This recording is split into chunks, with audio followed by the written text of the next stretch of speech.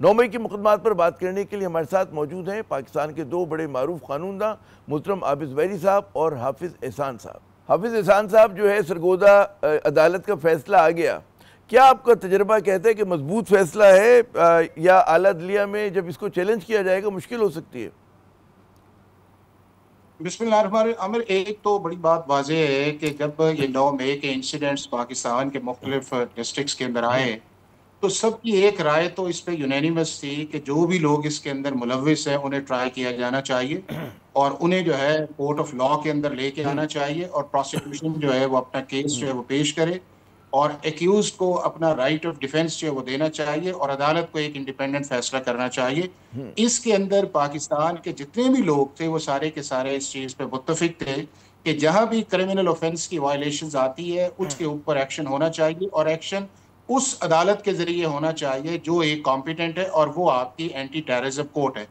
ایک دوسرا ویو اس کے اوپر یہ تھا کہ اگر یہ ملٹری انسٹالیشنز کے اوپر گئے ہیں تو ان کو ملٹری کورٹس کے اندر جو سیکشن 2D1 یا 2D2 یا سیکشن 59 ہے اس کے نیچے آنا چاہیے۔ تو پرنسپلی تو سب اس چیز پہ ایگری تھے کہ جس شخص نے بھی جرم کیا اس کو آنا چاہیے۔ تو میں یہ سمجھتا یہ ہوں کہ معاملہ جو ہے جب چلتے چلاتے سپریم کورٹ کے اندر گیا تو سپریم کورٹ نے پہلے ملٹری کورٹس پہ کہا کہ یہ نہیں ہو سکتا اور اس کے بعد سپریم کورٹ کی ججمنٹ آ گئی کہ ملٹری کورٹس کے اندر سویلینس کا اگر وہ ملٹری انسٹالیشنز یا ملٹری لاز کی وائلیشنز کرتے ہیں تو ان کو ٹرائی کیا جا سکتا ہے۔ دوسرے جب کیسز جو سپریم کورٹ کے اندر گئے تو اس کے اندر یہ آیا کہ ان کیسز کو جو ہے وہ ٹرائل جو ہے وہ ایٹ ارلیسٹ جو ہے وہ ہونا چاہیے۔ تو آج میں سمجھتا ہوں کہ اگر اینٹی ٹیررزم کورٹ نے ایک فیصلہ کیا ہے اور اس کے اندر انہوں نے ایک آج سینٹنسز جو ہیں سنائی ہیں اس کے اندر اس میں اپوزیشن لیڈر بھی شامل ہے اور وہ ان کی پریزنس یا پروسیکیوشن اپنی ایویڈنس لے کے آئی ہے، تو میرا خیال ہے کہ ایک ویل ریزن آرڈر جو ہے وہ اینٹی ٹیررزم کورٹ نے ڈیفینیٹلی کیا ہے کہ جس کی بنیاد کے اوپر انہوں نے کنکلوڈ یہ کیا ہے کہ پروسیکیوشن جو ہے وہ اپنا کیس جو ہے اس نے ثابت کیا ہے اور ڈیفنس جو ہے پروسیکیوشن سٹوری کو ریبٹ کرنے کے اندر اس کو ایک کامیابی جو نہیں ملی۔ اب اگلی چیز یہ ہے کہ اس کو ڈیفینیٹلی ہائی کورٹ کے اندر جائیں گے اور ہائی کورٹ کے اندر 2 ججز جو ہیں اس کیس کو سنیں گے، کیونکہ اینٹی ٹیررزم کے اندر جتنے بھی کیسز کی کنوکشنز یا ایکویٹل آتی ہے اس کو ایک ڈویژن بینچ سنتا ہے، وہ ہائی کورٹ کا ڈویژن بینچ سنے گا اور اس کے اندر میرا خیال ہے کہ ڈیفینیٹلی یہ ساری چیزیں لے کے آئیں گے اور الٹیمیٹلی معاملہ سپریم کورٹ کے اندر جائے گا۔ تو بنیادی طور پہ جو چیز یہ ہے کہ جو ایک ایسا پروسیس جو 9 مئی کو سٹارٹ ہوا تھا 2023 کے اندر، اس کی اگر ٹرائل کنکلوژن کی طرف گیا ہے تو اس کو بہت جلدی کر لینا چاہیے تھا تاکہ اس ملک کے اندر پولیٹیکل اور لیگل کنٹروورسی نہ آتی کہ کس جگہ جانا چاہیے، کس جگہ ہونا چاہیے اور کیا اختیار ہے۔ میں چاہوں گا کہ اگر خطا کلامی کی اجازت ہے میں چاہ رہا ہوں کہ عابد زبیری صاحب کا بھی ایک اوپننگ ریمارکس ان کی جو ماہرانہ رائے لے لیں۔ عابد صاحب کیا کہیں گے آپ؟ بسم اللہ الرحمن الرحیم، بہت شکریہ آپ کا حامد۔ دیکھیے پہلے تو میں نے نہ آپ نے نہ حافظ صاحب نے کسی نے ابھی ہم نے دیکھی نہیں کہ کیا شہادتیں دی گئیں اس عدالت میں جس کے بنا پہ آج ان کو 10 سال کی سزا دی۔ وہ جو اپوزیشن لیڈر ہیں وہ ان کی ویسے ریپوٹیشن تو بہت اچھی تھی۔ اب دیکھیے احتجاج کرنا ہر کسی کا حق ہوتا ہے، ہمارا آئین اجازت دیتا ہے، قانون اجازت دیتا ہے، لیکن جو 9 مئی کے واقعات ہوئے سخت سنگین واقعات تھے، ان پہ حملے ہوئے، شہداء کی چیزوں کو جلایا گیا، توڑا گیا، تو بالکل سنگین معاملات تھے اور سب کی ڈیمانڈ یہی تھی کہ ان لوگوں کو جو ان میں ملوث تھے ان کو سزا دینی چاہیے۔ لیکن کیا شہادتیں ان لوگوں کے خلاف جن کو آج سزا دی گئی، کیا یہ جو آج اپوزیشن لیڈر تھے یا دوسرے صاحب جو اور میرے خیال سے 38 لوگوں کو سزائیں ملی ہیں، وہ کیا ملوث پائے گئے؟ کیا پروسیکیوشن نے بیونڈ آل ریزنیبل ڈاؤٹ ایسی شہادت دی جا کے؟ کیونکہ جو ایف آئی آر جو ہم نے جب کیسز کیے تھے، جو ایف آئی آر جو ان کے خلاف درج ہوئی تھی اس میں تو پہلے تو ایشو تھا کہ وہ ان کے خلاف کوئی شہادت ہی نہیں تھی اس کے اندر، تو پتہ نہیں اس کس طرح سے شہادت آ گئی۔ تیسری بات جو میں سمجھتا ہوں 50 سے زیادہ گواہ سنا ہے، 50 سے زیادہ گواہ تھے اس میں، 50 نہیں 100 گواہ بھی آ جائیں۔ پوائنٹ از دیٹ کہ گواہ ایک بھی سفیشینٹ ہوتا ہے اگر وہ صحیح، اگر کورٹ اس کی بات مان لے بیونڈ اور ریزنیبل ڈاؤٹ۔ پروسیکیوشن کی ذمہ داری نے بارے ثبوت پروسیکیوشن پہ ہوتا ہے کہ وہ ثابت کرے کہ اس آدمی نے جرم کیا ہے۔ لیکن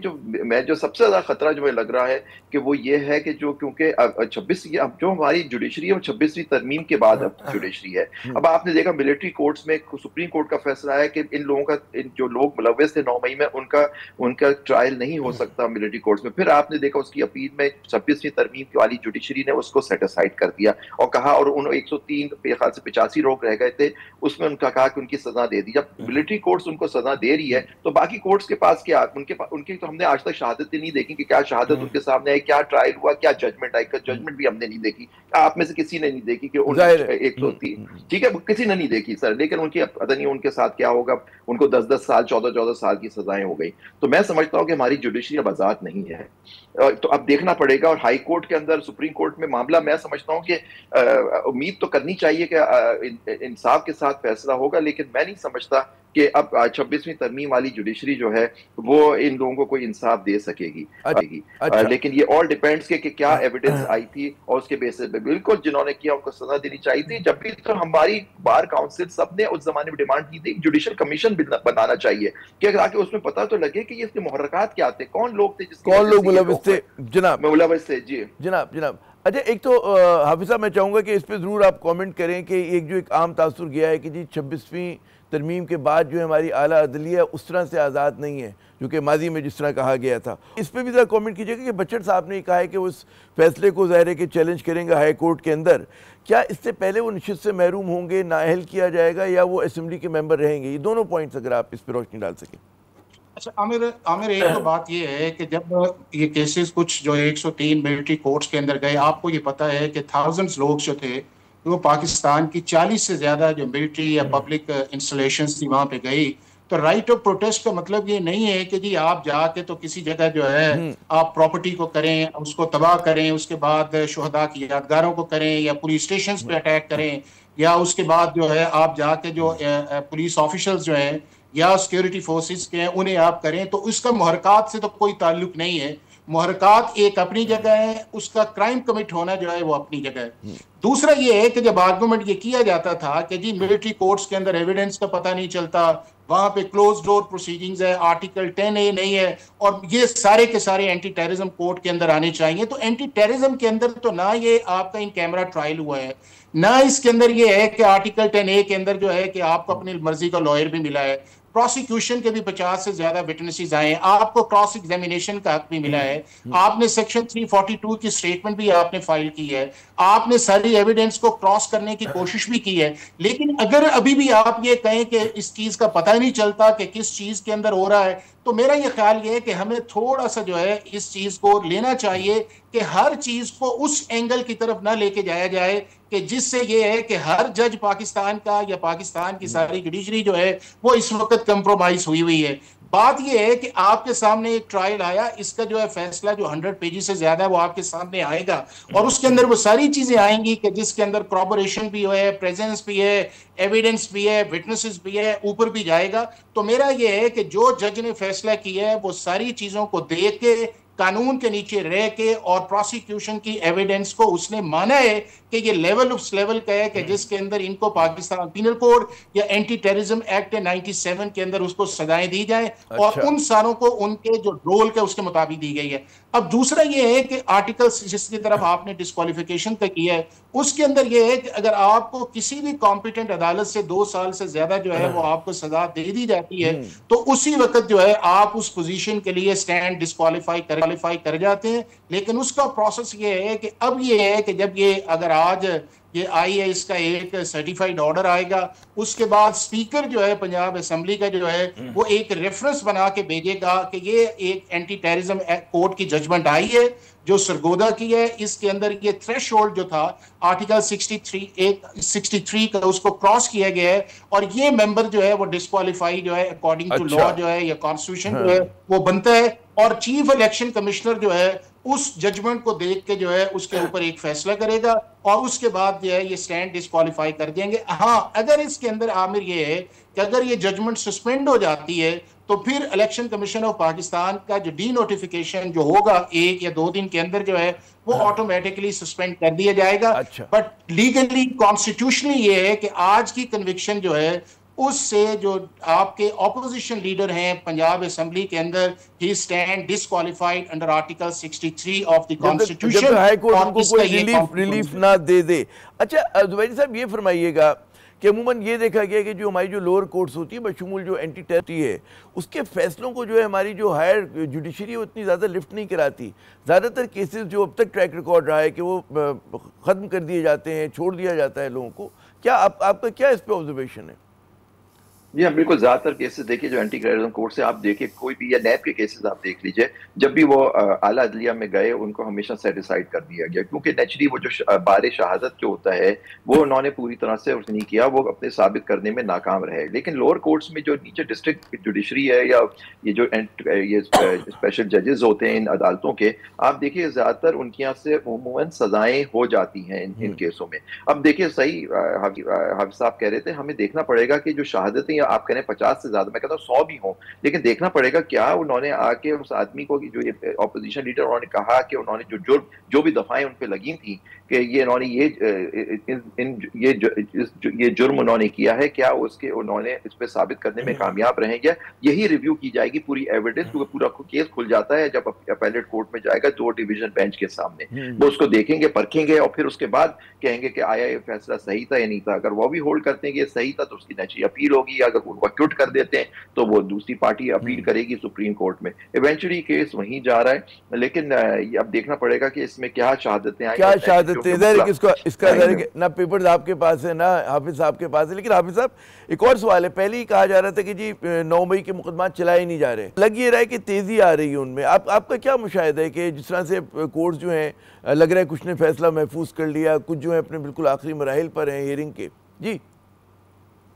عامر, ایک تو یہ ہے کہ جو ہمارا اینٹی ٹیررزم کا ایکٹ ہے اس کے اندر ایک اسپیسیفائڈ پیریڈ تو ہے کہ جی اگر کوئی بھی چلان آئے گا تو اس کیس کو آپ نے ایٹ ارلیسٹ جو ہے وہ 7 سے 30 دن کے اندر انہیں کنکلیوڈ کرنا ہے. لیکن چونکہ ہوا یہ ہے کہ وہ کبھی بھی نہیں اس طرح ہوتا, چونکہ ہماری آپ کو پتہ ہے کہ آپ کی جو پولیس ہے یا آپ کی جو فورینسک ایویڈنس ہے یا آپ کی پروسیکیوشن جو ہے اس کے اندر اسٹرینتھ تو ہے نہیں ہے, اس کے اندر بہت ساری ویکنیس ہے. دوسرا ایک جو پرابلم سب سے بڑا آیا ہوا تھا وہ یہ تھا کہ جو ہی یہ انسیڈنٹ ہوا ہے تو سپریم کورٹ کے اندر آرٹیکل 184(3) کی پٹیشن چلی گئی, اور سپریم کورٹ نے جو ہے وہ ملٹری کورٹس کو جب روکا اس چیز کے اندر جو ہے, تو میں یہ سمجھتا ہوں کہ وہاں کے اوپر پروسیکیوشن کے جو لیپسز تھے یا پروسیکیوشن کی جو اگنورنس تھیں اس کے اندر ایگزیجریشن آ گئی اور انہوں نے ان چیزوں کو ٹیک آن نہیں کیا. اب جب سپریم کورٹ نے ایک فیصلہ بھی کر دیا اور اس کے بعد ان کی بیلز جو ہوتے ہیں سپریم کورٹ کے اندر چلی گئیں, تو اب اس کے اندر یہ ہے کہ اور کسی بھی کیس کے لیے زبیری صاحب میرے دوست ہیں کہ کرمنل کیس کے اندر جو ٹائم ہے اس طرح کے ٹرائلز کا جو ہے وہ 6, 8, 9 ماہ کے اندر وہ ہو جاتا ہے